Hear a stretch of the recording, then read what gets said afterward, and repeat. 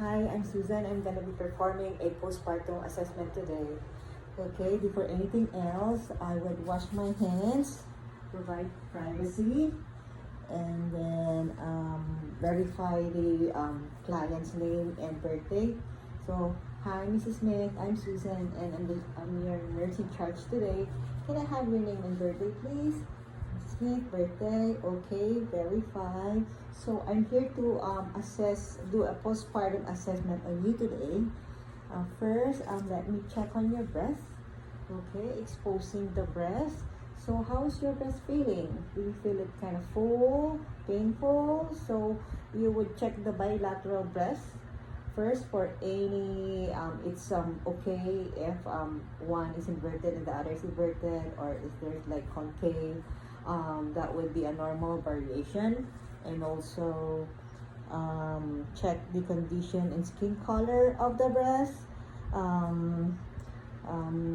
Note for any discharge, any bruising, any fissures, or any sock marks, because you would advise the mom to maybe the latch is not good, so the next time that she would be breastfeeding, you would have her call me. Please call me the next time you breastfeed, because I want to make sure that you're latching, the baby is latching okay, and not creating any bruise on your nipples. Okay, for that I would check on the uterus.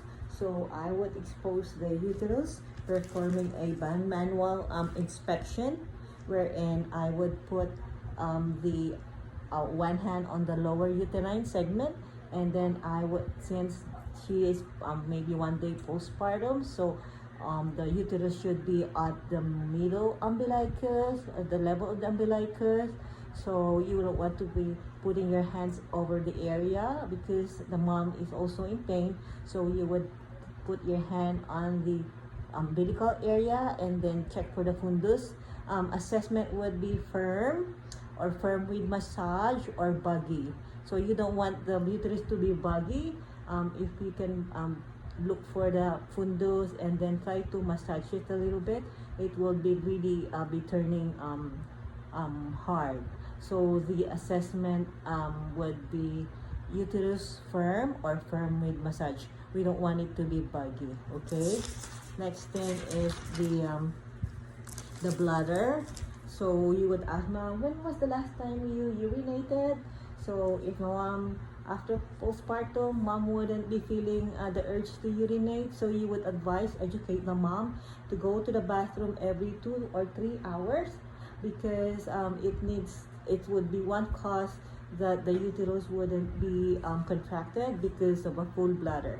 Okay, assist the mom to go to the bathroom, and then after going back to the bed, do a fundal assessment again.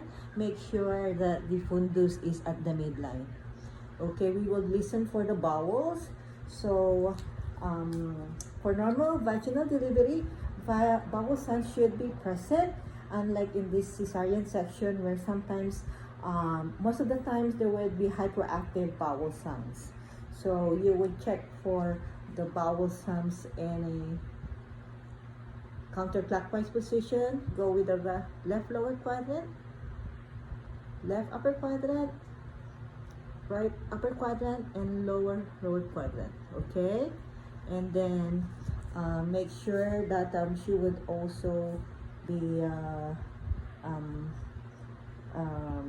cleaning her meatus from front to back. Okay, because as a postpartum, they would be more prone to infections. Next thing is you would check the L. Oh, we are actually a postpartum assessment would be called bubble. First is the breast, the uterus, and the bladder, and now we would check the lochia. Okay, for the lochia, we would check when was the last time that she changed her pads. So first day postpartum, we would be noting a bright reddish lochia, which would look like this. So you would ask the mom when was the last time she changed her pads, because it would account for the an indication of if she is hemorrhaging or not. Okay, so you would also ask the mom to change her pads every 2 to 3 hours each time she goes to the bathroom to urinate, and then make sure that she changed, and then wash her hands before and after changing her pads, and also make sure that she changed her pads from the front to the back. Okay, and also for the lochia, it would be expected that for the first 1 to 3 days she have a I think the one they call lochia cirrhosa, which is reddish in color, and the first next 3 to 4 days would be lochia cirrhosa, and then the last thing, first one would be lochia rubra. The next 3 to 4 days would be lochia cirrhosa, and we wouldn't be able to see the last one, which is the lochia alba, because it would be somehow a yellowish tinge already. Okay, so next thing is we would check for any episiotomy or lacerations, because if she had delivered vaginally, there might be no episiotomy, that not much episiotomy is being done nowadays, but maybe because of a big baby, she would have these lacerations. So check for any lacerations. If she has some lacerations, we would perform the Rita scale, where we would note for redness, ecchymosis, edema, discharge, and approximation of the wounds. Okay, so it's normal that the lacerations be kind of red and swelling a little bit and have some edema a little bit for the next few days, but it would never have any discharge. Any signs of discharge would signify an infection, so you would educate the mom for that. Okay, now we would check the Homan sign, which is now we will be exposing the mom's bilateral legs to check for DVT. So you would ask the mom to just relax, and then I would support the knee part and then abruptly flex the toe. So if he feels any pain on the calves, that would signify a DVT. But most of the times, even if DVT is present, the mom wouldn't be feeling any pain.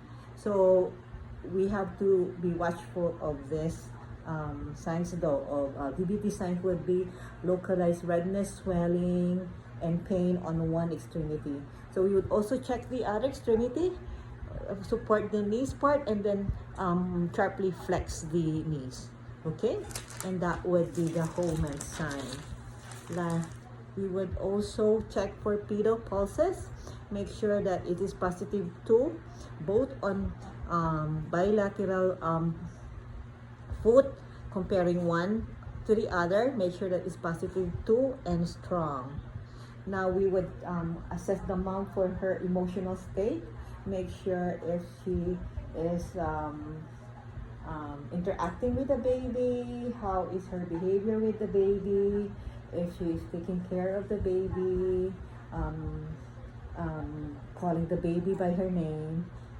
There are 3 stages of the also assessed for the emotional support that she has, if the father is involved or grandparents are also involved. And also last one, the 3 stages of the postpartum would be the taking in, where after giving birth, mother would be just about talking about himself, how the experience is, how she would even forget this. Now she would realize that she is hungry. The next stage would be taking hold, wherein the couple next day, she would be more attentive to the baby, taking care of the baby, make sure that she's doing her part.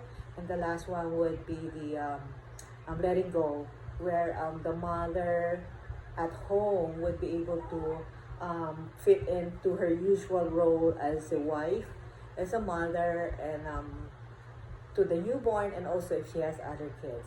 Okay, and that would be my postpartum assessment. Thank you.